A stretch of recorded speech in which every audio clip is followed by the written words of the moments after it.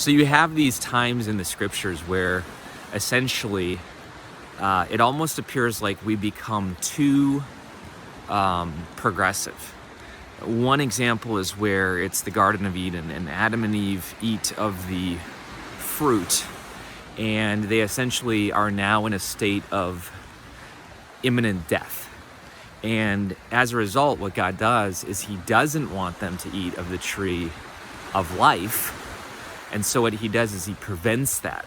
And he prevents it with an angel who's essentially defending the tree of life with a flaming sword.